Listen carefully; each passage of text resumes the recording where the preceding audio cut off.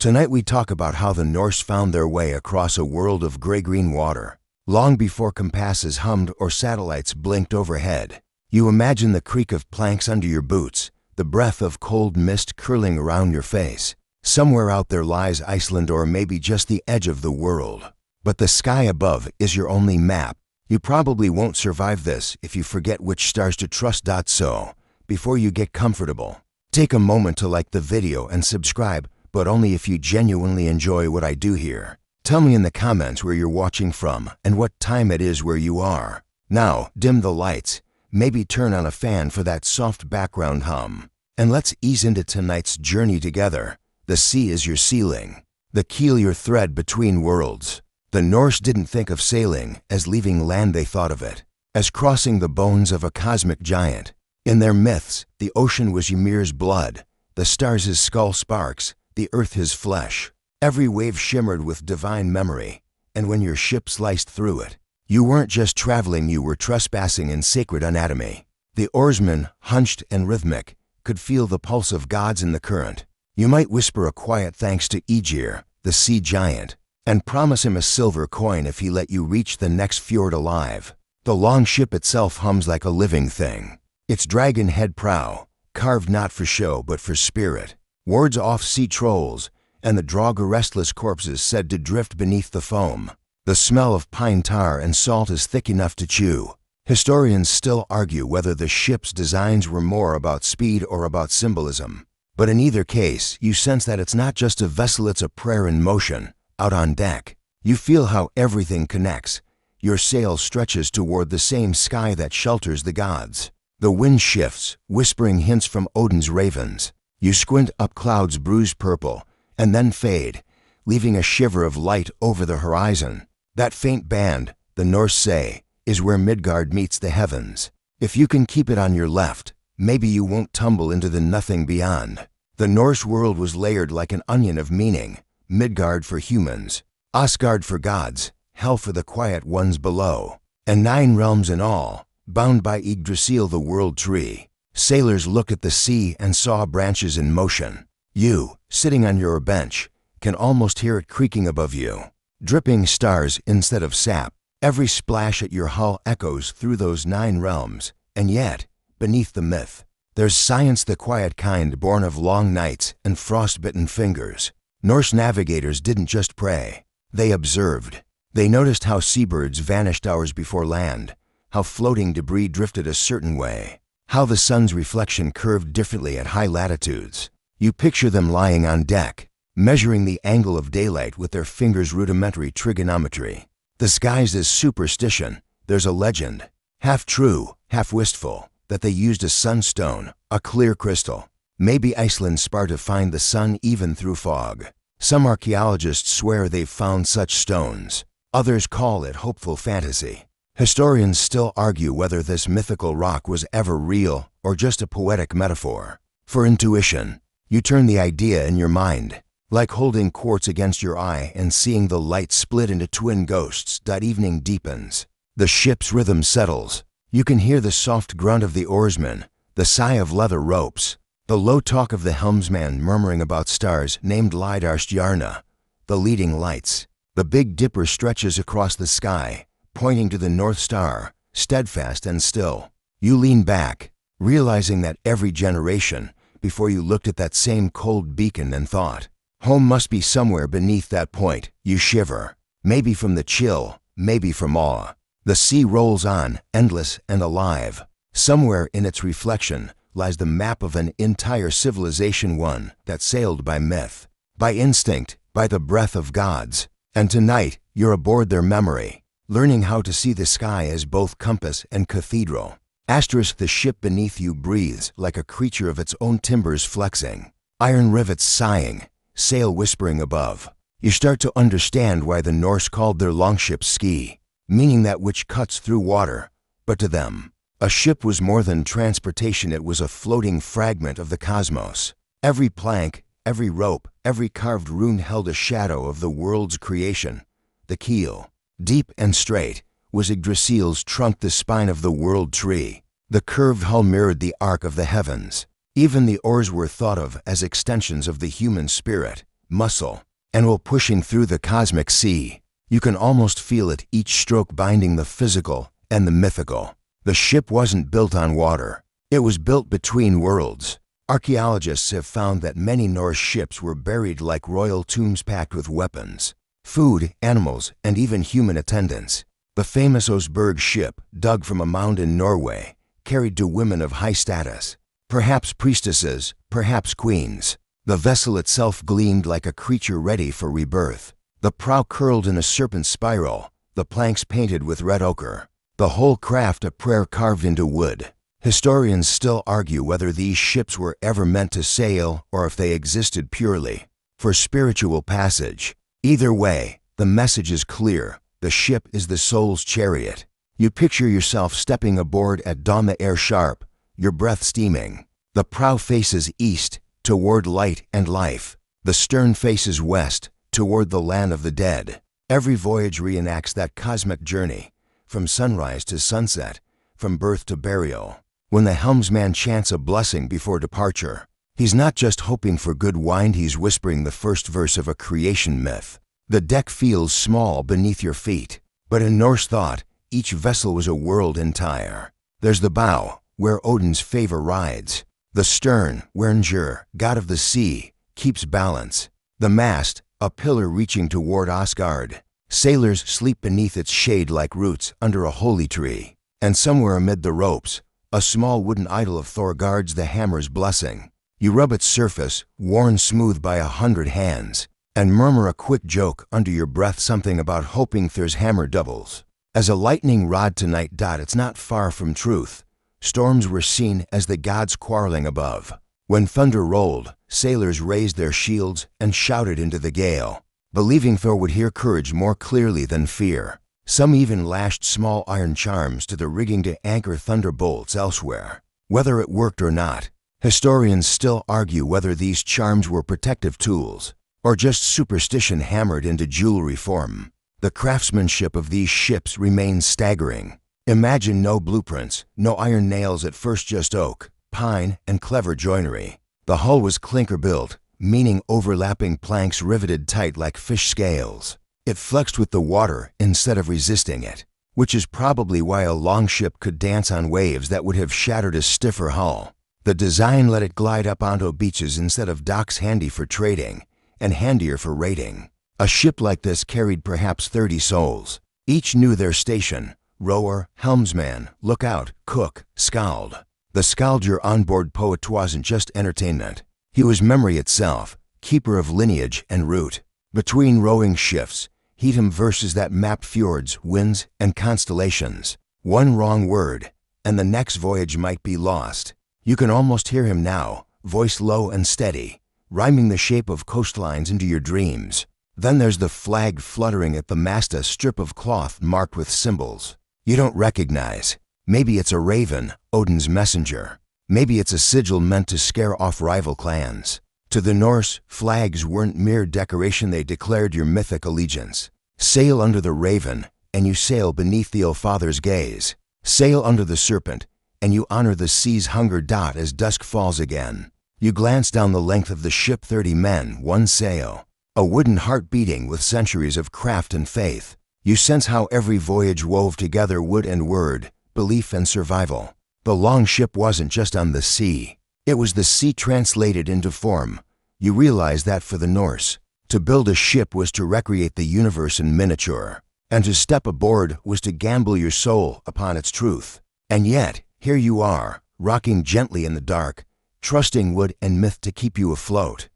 You wake to a pale shimmer above the horizon, the kind of light that doesn't come from the sun, but from something older, colder, and endlessly patient. The stars are still visible, pricking holes in the deep blue dome of the sky, and you realize that this is the true map, the one the Norse carried not on parchment, but in their bones. Your ship sways, and you steady yourself against the mast. The helmsman murmurs the names of stars, Lidarstjarna, the leading star, Polaris, steady as a god's eye. Arion's belty, the belt of the hunter. Karlavagnen, the man's wagon, what you'd call the Big Dipper. You whisper the words after him, testing their rhythm. These constellations are both compass and story. Every line between stars sketches a saga heroes frozen in the sky to help you find your way home. The Norse didn't just look at stars. They listened to them. They believed that when the gods forged the heavens, they left faint trails of sound, subtle hums and harmonies only the sea could echo back. Late at night, when the water calmed and the oars fell silent, some claimed to hear faint music from the north, a melody guiding them toward land or doom, depending on how well they'd behaved lately. Historians still argue whether this belief reflected early ideas of magnetic resonance or was pure poetic imagination. Either way, you find yourself straining to hear something in the air, a vibration older than language. Beside you, a navigator squats with a wooden disc etched with runes. It's not a compass, not exactly, it's a sun compass, or maybe something more symbolic. He lines its shadow up with a carved mark, murmurs to himself, and nods. Archaeologists unearthed such tools in Greenland, a circular dial with a central gnomon to track the sun's path. In theory, it could help find true north, even during the long Arctic twilight. The fringe theory? That they combined it with the fabled sunstone crystal to locate the hidden sun when fog smothered the sky. A bit of science, a bit of sorcery, typical Norse innovation. You tilt your head, imagining that smoky horizon. How many times must these sailors have squinted through drizzle, holding a translucent rock to their eye, waiting for a faint glow to split in two, one beam showing the real sun, the other its ghost. When the two align, you know your course. It sounds like magic because, in a way, it is the magic of patient observation. You grin, thinking how a modern pilot might envy that trick. Even with GPS, the stars fade, and dawn creeps up, soft as breath. The helmsman adjusts course. The sail fills. You ask how he knows which way to turn now that the constellations are gone. He points at the waves. They speak. He says simply, "The sea," it turns out, has a texture, long rolling swells from the prevailing wind, cross waves rebounding from unseen coasts, a subtle diagonal shift that only decades of travel can read. To the trained eye, the ocean is striped with direction, like invisible roads. And when even that fails, the Norse watched birds. Gulls meant open sea, puffins hinted at cliffs nearby, and ravens, Odin's birds, were the best navigators of all. Saga tells how Floki Vilgararsson released ravens from his ship. The first circled back, the second vanished, the third flew straight west and never returned. Floki followed and found Iceland. Historians still argue whether that story is true, but the image endures. A sailor's fate tethered to the wing beats of a myth. Your fingers trace the runes carved into the mast: protection, foresight, journey, return. Each symbol hums faintly in the wood grain, like coded prayers. Runes weren't just letters, they were forces. You picture the navigator carving them before launch, muttering a line from the Havamel. The runes must be read right, or they bite. You make a mental note not to test that proverb. By midday, the sun burns white above you. The horizon glitters, deceptive and endless. Without landmarks, it's easy to drift into cosmic vertigo, sky and sea blending into one shimmering circle. The Norse knew this feeling well.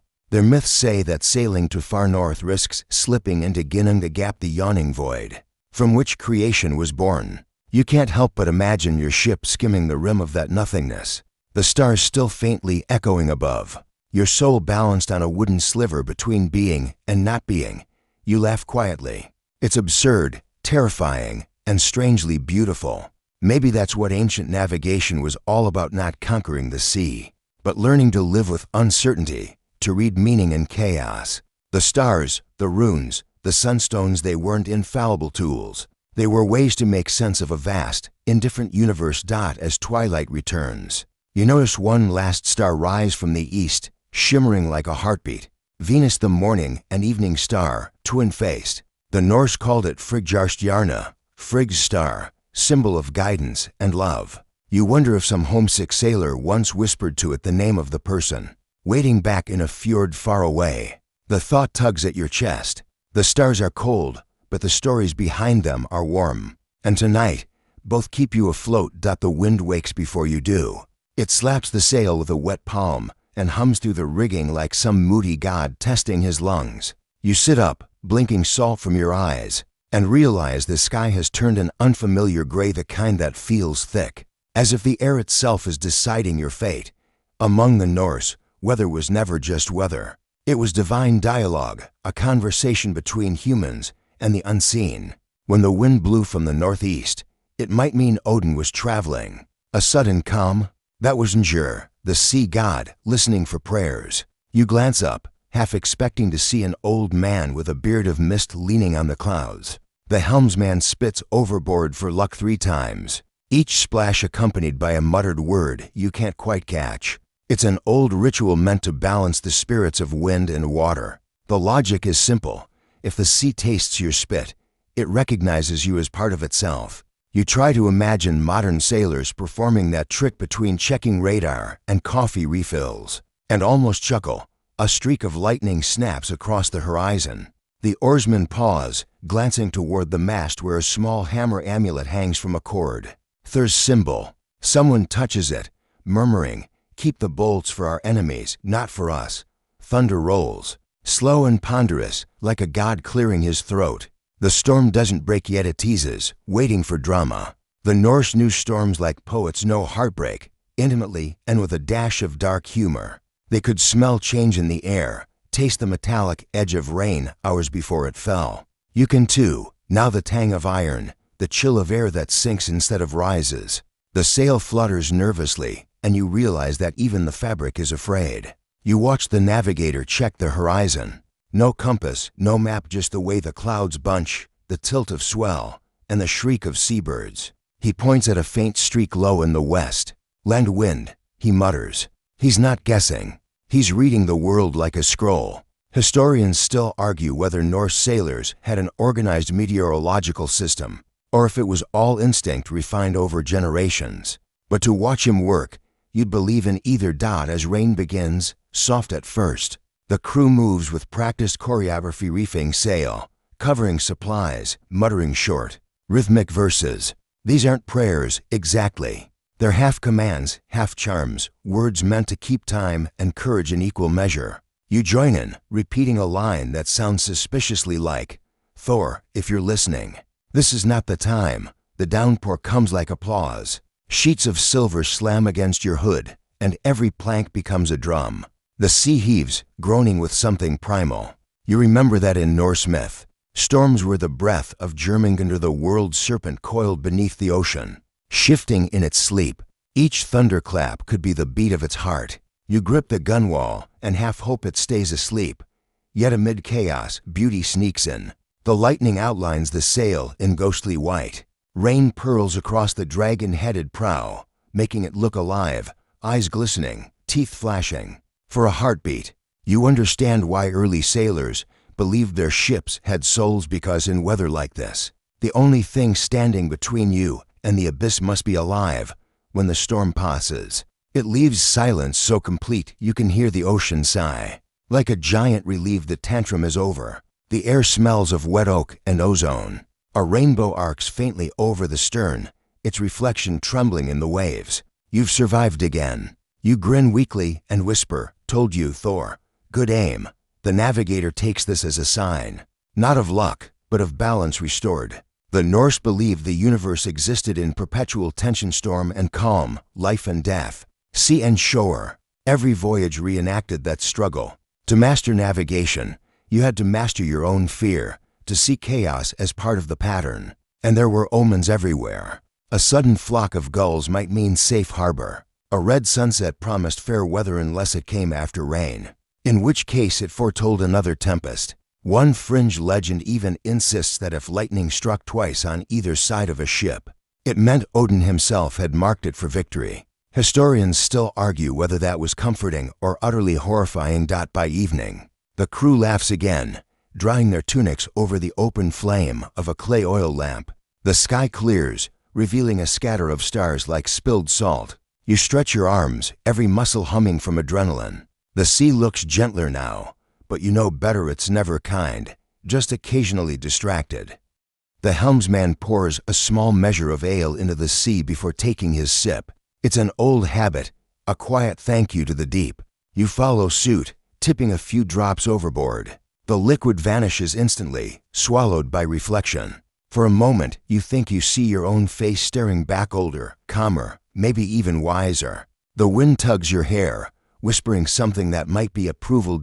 And just like that, you realize, in this world, omens and weather aren't superstition. They're conversation. The sea speaks, the sky answers, and you, tiny, trembling, stubborn, get to listen. Morning comes with that low gold light that seems to soak through everything: your tunic, the sail, even your skin. The storm is a memory now, leaving behind a sea so still it looks solid. You lean over the side and see your reflection staring back from a depth that feels endless. And you wonder, as every Norse sailor must have, what might be looking back from below. The sagas say the sea isn't empty. It's crowded with whales big enough to swallow fleets, serpents longer than fjords, and shapeshifters who drift up in the fog to lure men overboard. But for all their terror, these creatures had purpose. They were living landmarks, warnings, boundaries. You couldn't map the ocean, but you could myth it. To the Norse, navigation meant reading not only stars and wind,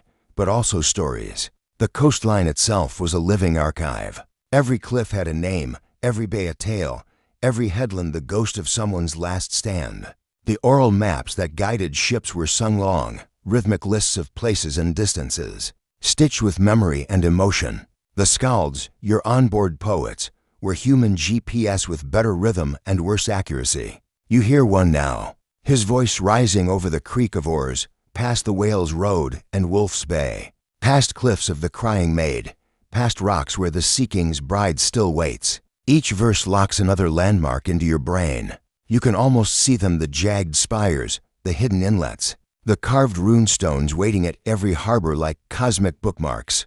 Modern historians still argue whether these poetic sailing directions were literal guides, or just memory aids disguised as verse. Either way, the method worked.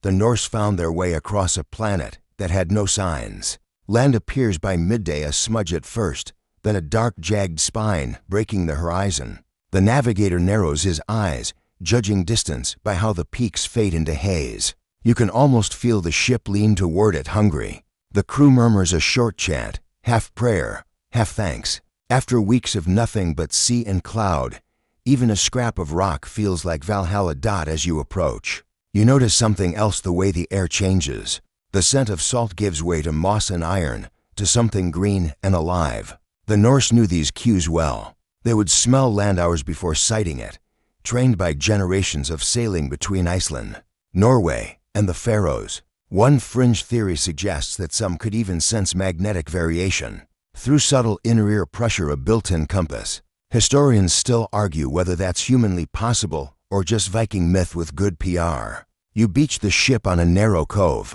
The prow scrapes softly against pebbles, and a cheer breaks out.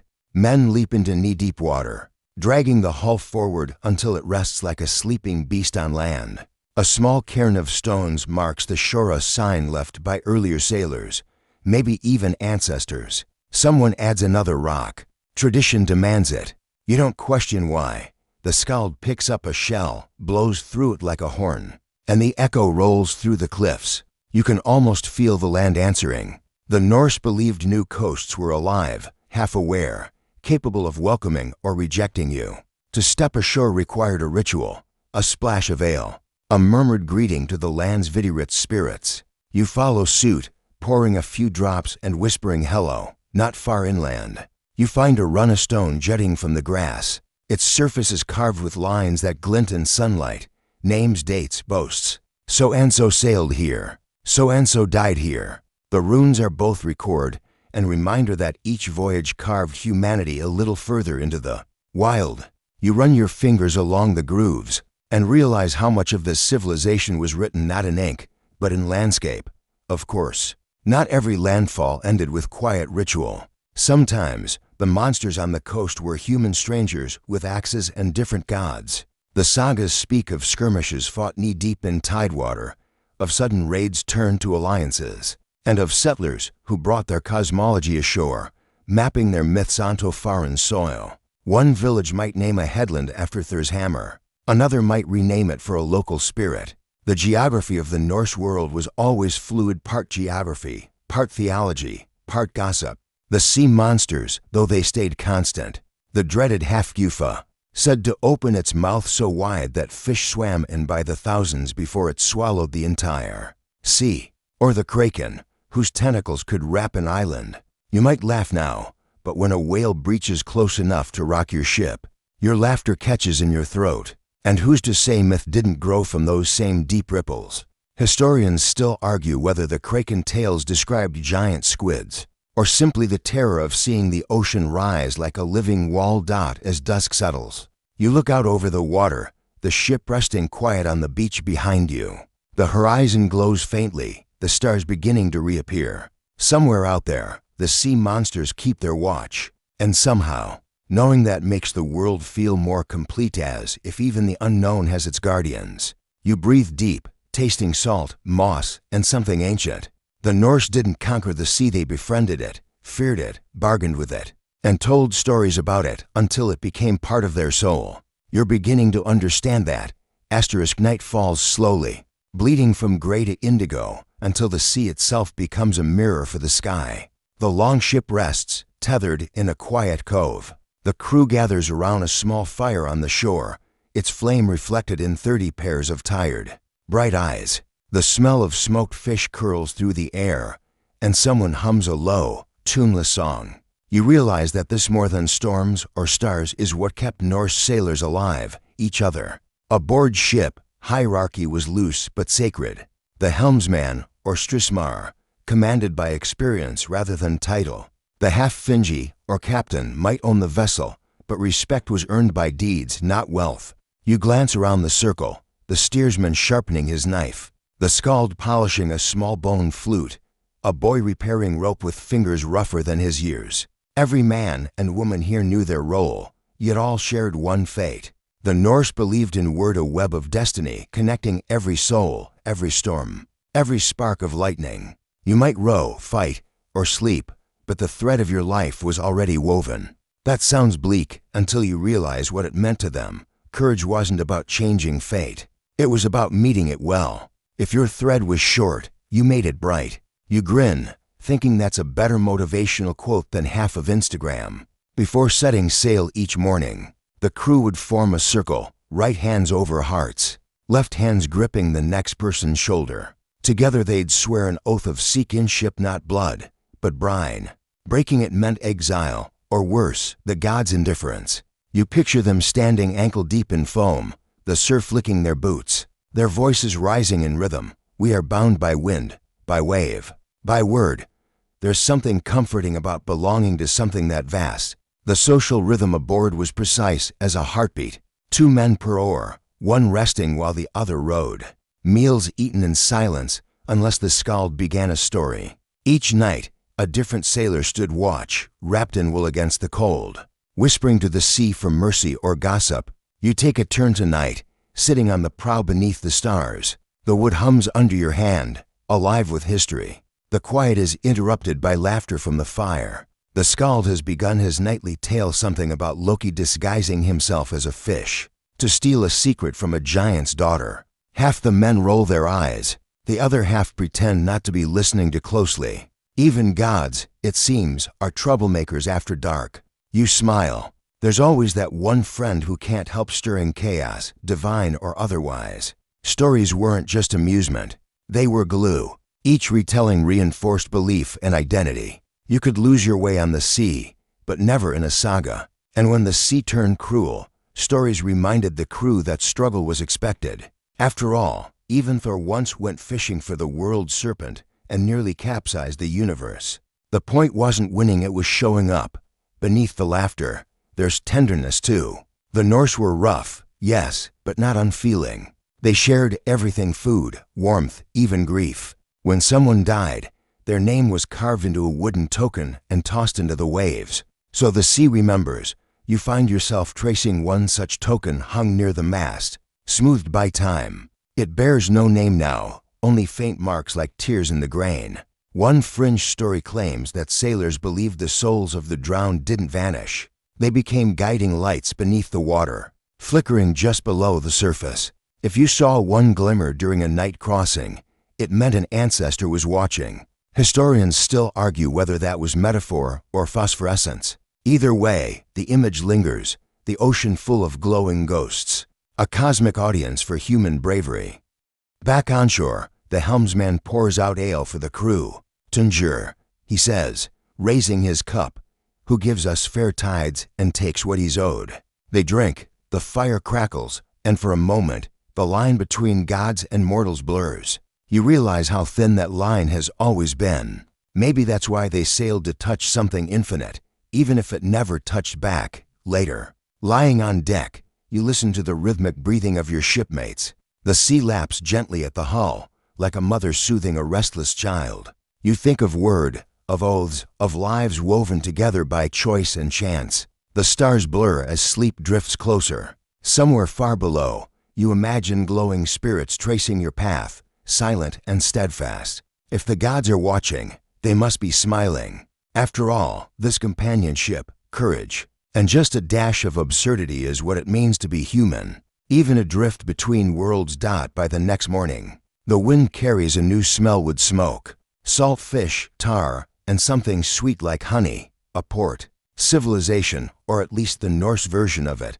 A handful of wooden piers, boathouses, and thatched roofs leaning against one another like tired sailors. The longship glides in under low clouds, and you realize this is where the sea's freedom meets the land's rules. You jump ashore, your boots sinking into wet sand streaked with kelp. Traders shout greetings, dogs bark, and someone somewhere is already singing off-key. The Norse ports weren't grand harbors. They were living crossroads, half market, half shrine, half tavern. Yes, that's three halves. Math gets fuzzy when mead's involved. The air hums with barter. One man offers walrus ivory for silk. Another swaps amber for a small iron knife. Silver coins jingle, but barter is still the language of trust. You can almost feel the pulse of the northern economy beating between calloused hands. Archaeologists have found such trade posts: Burka, Hedeby, Kaupang, thrumming with goods from Byzantium to Baghdad. A Viking port was a map of the world drawn in smells. The longship is unloaded with reverence. Cargo is counted, oaths renewed, and the helmsman thanks the crew one by one. Then comes the part you didn't expect: law. The Norse called it sea law, an unwritten code every sailor knew by heart. It governed shares of profit, conduct on board, and the division of spoils from both trade and, well, uninvited commerce. Break that code, and you might find yourself marooned on the next nameless rock. Still, it wasn't all grim discipline. The assembly met near the water's edge, where disputes were settled and gossip shared. Picture a crowd of shaggy-haired sailors arguing about who owed whom a barrel of herring, while a law speaker recited rules from memory. The system worked because everyone believed words carried sacred weight. To break your word was to crack the spine of the universe itself. A local woman sells bread baked with seaweed, claiming it keeps storms away. You buy a piece, bite in, and decide that while the storm prevention part is debatable, the flavor is definitely unforgettable. Superstitions cling to every corner of the port. Sailors touching iron nails before sailing. Children tossing pebbles into the tide to feed the waves. Women sewing small pieces of amber into coats for luck. Historians still argue whether these charms came from Norse paganism or older, pre-Scandinavian sea cults. Either way, you pocket a pebble just in case. By afternoon, the market swells into celebration. A ship has returned safely, which is reason enough for music and mead. Drums thump, flutes keen, and people dance barefoot in the mud. You watch the sailors shed months of tension with laughter that sounds almost like relief. One raises his cup to you, shouting, "To the sea that spares fools and feeds heroes." You raise yours back. It feels like the truest toast imaginable. Later, you find yourself in the mead hall. If hall is the right word for a smoky, timbered cave filled with song. Shields line the walls, runes gleam faintly in the firelight, and at the center sits the lawgiver. He listens more than he speaks, letting voices weave together like waves. When he finally stands, the crowd hushes. "No man owns the sea," he says. "We only borrow her patience." The words ripple through the room. Heavy and perfect, you think about how this society thrived not on conquest alone, but on cooperation, on knowing when to fight, when to trade, and when to share a story. Norse sailors weren't just raiders. They were diplomats, explorers, and mythmakers. Their ships carried silver and sagas in equal measure. Even their laws had poetry baked into them. That as the night deepens, the music softens. A skald recites an old verse. The tide gives and takes. The ear knows the law of motion. A promise kept is a harbor found. People nod. Some smile. You realize that for all the gods and monsters, what really held their world together was something deeply human: trust. That fragile, invisible sail that caught every breath of meaning. When you step outside, the tide is rising again, licking the pier posts with quiet hunger. Lanterns float on the water, small fires drifting out to sea, offerings, perhaps, or just a way of saying thank you for one more safe arrival. The moon climbs, silvering the ships, and you feel it again, the hum between land and ocean. Law and freedom, chaos and calm. Tomorrow, the sea will call again. But tonight, in this fragile harbor of laughter, trade, and promise, you understand that civilization isn't the opposite of the sea, it's its reflection. You wake before dawn to the rhythm of waves brushing the hull, that soft thump like a heartbeat under wood. The port still sleeps behind you, just smoke threads rising from embers, but your ship is already gliding out again, its dragon prow cutting through fog like a dream half remembered. You can feel the horizon tugging, as if the world itself is whispering, "Come find me." And so you sail once more, not toward new lands this time, but into the woven myths that once charted them. To the Norse, the sea wasn't just geography. It was story. Every inlet and island carried a name that hid a lesson. Every current hummed a fragment of some divine adventure. Navigation, back then, wasn't just about finding your way, it was about remembering which gods had already gone this way. Before, somewhere to the west lies Ran's net, the invisible web of the sea goddess who collects the drowned. Sailors dropped silver into the waves before long voyages to appease her. You imagine that cold shimmer disappearing into the dark, an ancient insurance policy against the unknown. Farther north, legends said the Midgard serpent circled the world, its body forming the very boundary between order and chaos. Historians still argue whether sailors literally believed that or simply used the myth to describe dangerous whirlpools near the Arctic Circle, but it didn't matter. The story worked. Fear kept men cautious, and caution kept them alive. You pass cliffs shaped like sleeping giants, and the crew murmurs the old tale of a troll frozen by sunrise. Somewhere near these rocks, they say, a king once dropped his crown into the sea as payment for fair winds. Whether the wind ever showed up is, tragically, unrecorded. But you can see how myth folded itself around geography until the two were inseparable. The stars begin to fade into pale morning, but one bright ember remains: Venus, the morning star. To the Norse, that light was Frigg's jewel, a sign of protection for travelers.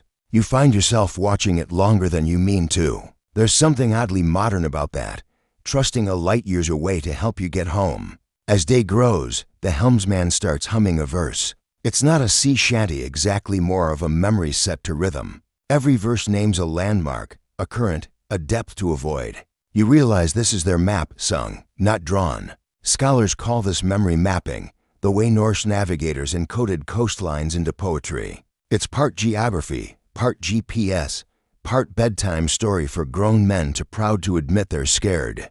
In these chants, you hear names like Hafnarfjör, Helmsea, and Norfjör. Each carries a story, each a reminder. The mind becomes the compass. You try repeating a line yourself, and the rhythm pulls you forward like oars through water. It's strangely hypnotic. By midday, the sea darkens. Wind sharpens its voice. You tie down loose ropes as white foam streaks the deck. The crew mutters quick blessings. Thor guard the mast, Njord guide the rudder. No one says them ironically. Every word counts when the sky looks ready to devour you. And then, just as the clouds split, a rainbow unfurls. The storm dissolves into gold and spray, and someone whispers, Bifrost. That's the bridge between worlds, the mythic arc linking Midgard to Asgard. To Norse sailors, spotting a rainbow meant the gods were near. Maybe it was comfort, maybe just a good omen, but you can feel the mood shift. Men smile again, the fear thins out. Myth had served its purpose. It gave meaning to chaos. By evening, the sea is calm again. The helmsman points at the horizon where light dances on the waves and says, that's Aegir's hall. In myth, Aegir hosted the gods for feasts under the sea, his hull lit by glowing gold and coral.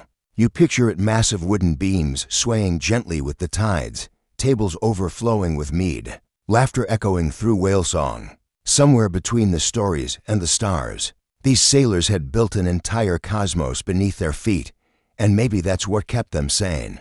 When you live your life balanced between drowning and discovery, you need a universe that bends toward meaning. Myth wasn't superstition, it was navigation for the soul. Each tale marked a hazard, a hope, or a homecoming. You start to think modern GPS could use more dragons and fewer decimal points. The night settles again, stars reborn across the sky. You look at them now with new eyes, not as distant suns, but as ancient markers in an invisible net connecting every voyage ever made. Above you, Orion's belt, the Norse called it Frigg's distaff, spins its silent thread through darkness. Somewhere out there, the gods still row invisible ships across the firmament, steering by the same constellations your crew does now. You lie back, the planks creaking beneath you, and let the rhythm of waves and myth merge. The sea hums softly, ancient and endless, and you understand what every Norse sailor must have felt, that the real map isn't drawn on parchment, but within the memory of stories that steer you home. Morning arrives gray and windless, the sea flat as slate. You can see your reflection in its salt-streaked hair, tired eyes, and that quiet thrill that says you've survived another night on the edge of the world. The crew moves slowly, cleaning the deck, adjusting ropes that don't really need adjusting, waiting for the wind to remember its job. But stillness has its uses. It's the perfect time to talk about the tools and tricks that turned Norse seafaring. From blind luck into near science, you crouch near the helmsman, who's polishing something that looks suspiciously like half a wooden plate. It's an odd little artifact, carved with markings and a thin slit through the center. He holds it up to the horizon, squinting through the gap. The sun's height, he mutters, and we'll find north. You realize you're looking at a sun compass, one of the simplest, most debated tools in maritime archaeology. Historians still argue whether Vikings actually used them or if the ones found in Greenland were just decorative. Either way, the concept works. Mark the shadow's curve, align it with the slit, and you can keep your course even when land's a memory. Then there's the sunstone. You've probably heard the modern myth, a glowing crystal that could find the sun through clouds. Sounds like fantasy, right? Except Iceland's Spara transparent calcite does polarize light. Hold it up, rotate it, and twin images of the sky appear. When the two images match, that's where the sun hides. Archaeologists have found such stones in Viking Age wrecks. Coincidence? Maybe. But it's hard not to picture a navigator holding one up under an overcast sky, whispering, "There you are," before setting the sails straight again. Someone near the prow is lowering a weighted rope into the water, a sounding line. Simple, brilliant. Measure depth, taste the sediment clinging to the tallow at its end, and you'll know how close land is, even in fog. That mix of mud and shell tells the story of where you are long before any coastline shows itself. You dip your fingers in it and taste the salt, disgusting, yes, but informative. Everywhere you look, navigation hides in plain sight. The helmsman watches the flight of seabirds, the rhythm of waves, even the shape of distant clouds. Centuries later, scientists will call it pattern recognition. Back then, it was called luck, and yet, luck had rules. Each crew carried someone called the Leidsagumer, the lead sailor, who remembered the sea's roads. His mind held distances between headlands, timing between waves, even the color of certain waters at sunrise. When he died, part of the map died with him. It's no wonder sagas speak of song lines and memory voyages. The ocean had no signposts, only stories. You hear the sailors arguing midship about magnetic compasses. The Chinese had them, one insists. Maybe the Arabs too, the other snorts. We've got brains, not needles. And that's the thing, by the time magnetic compasses arrived in Europe, Norse seafarers had already mapped half the North Atlantic. They didn't need magnetism, they had trust in patterns and a tolerance for mystery. There's also debate about just how far they went. Everyone knows about Leif Erikson and Vinland, the Norse settlement in North America around 1000 CE. But historians still argue whether it was Newfoundland, Labrador, or somewhere farther south. Some fringe theories even place it as far as New England. The evidence: a handful of ruins, a few tools, and sagas that read like adventure logs edited by poets. But the archaeological consensus keeps shifting like sand. Each new find redraws the edge of what we thought possible. You look at your hands, imagining gripping an oar for weeks on end, trusting wood, wind, and superstition. The human part of this science, the endurance, the sheer faith and skill is staggering. These weren't just warriors. They were engineers of intuition. Every voyage was an experiment. Every safe return, a peer-reviewed success. The sun breaks through the clouds now, gold spilling across the waves. The helmsman aligns his sun compass again, murmuring something that sounds like thanks.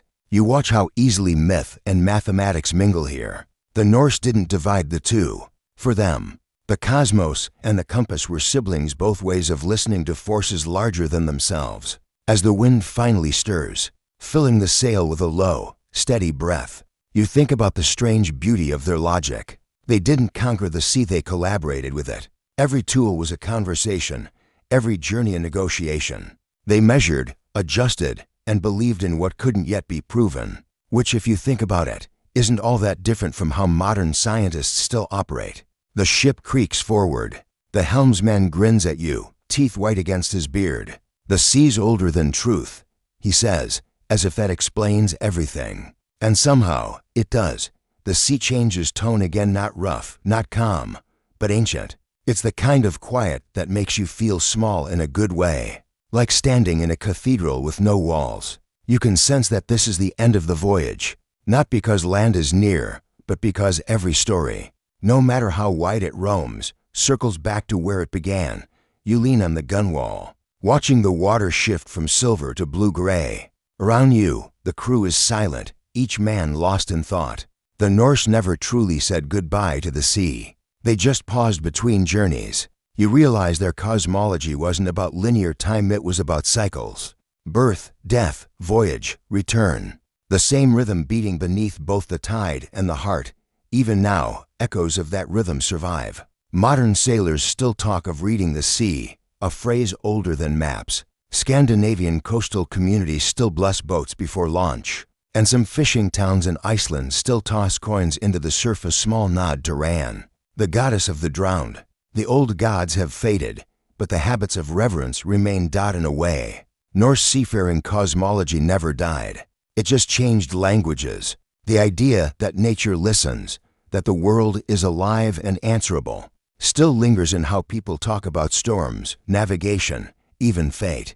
We'll see what the sea decides, an old skipper might say, and there it is again, the same faith that once sent oak ships toward the edge of the world. You think back on everything you've seen, the long ship like a floating world, the stars as divine runes, the laws of the harbor, the songs that doubled as maps. You remember the skald's words, "A promise kept is a harbor found." Maybe that's the secret of Norse cosmology. It wasn't about gods demanding worship. It was about humans keeping promises. To each other, to the sea, to the stories that made survival possible. Historians still argue whether Norse sailors truly believed in a literal Yggdrasil, the cosmic tree, that tied heaven, earth, and underworld, or if it was simply a metaphor for connection. But standing here, feeling the mast sway like a branch in the wind, you understand it didn't need to be either. The ship is Yggdrasil. The sea is the underworld. The stars above are Asgard. Every voyage is a miniature cosmos in motion, and that realization makes something soften in your chest. The Norse didn't fear the end, they just renamed it. Death was another voyage, another route on a vast map too big for any compass. To die at sea wasn't tragedy, it was transcendence, a return to the great current that carries everything, even gods. Your ship drifts closer to shore now, though you can't quite see it. You can smell land, pine resin, peat smoke, and wet earth. A single gull wheels overhead, calling out like a herald of homecoming. The helmsman lowers the sail and smiles. "We've arrived," he says. You're not sure whether he means the coast or something larger. He tosses you the sunstone. "Keep it," he says, "so you never forget where the light hides." It catches the last rays of the day and scatters them into tiny rainbows on the deck. Maybe it's superstition. Maybe it's science. Either way, it feels right in your hand. The crew begins tying off ropes, laughing softly. trading half-finished songs. One of them hums that old line again, "The tide gives and takes." You finish it silently, and a promise kept is a harbor found.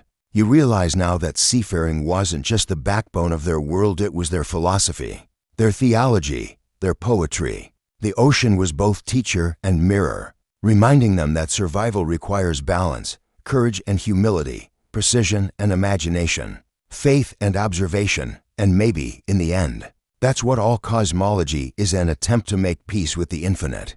The Norse just happened to do it with better boats.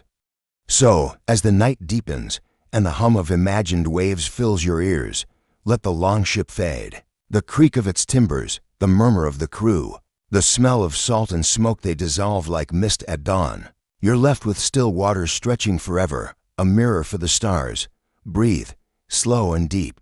You've crossed whole worlds tonight, through myth and memory, through science and superstition, and now you drift in the quiet between them. The sea beneath you isn't cold anymore. It's calm, cradling. The stars above aren't distant. They're gentle lamps guiding you home. Think of the Norse sailor, half a millennium gone, staring at the same constellations, feeling the same awe, whispering to the same sea. His world, your world, they overlap here, in this hush before sleep. You share the same small, stubborn hope that the light will return, that the journey continues, that the current knows your name. The waves grow slower now, their rhythm sensing with your breath. Even the stars begin to blur. The dragon prow softens to shadow, the oars to whispers, the myths to dreams. You're safe on this final tide. You've found your harbor. Sleep well, voyager. Tomorrow, the sea will still be here, ancient, endless, and waiting.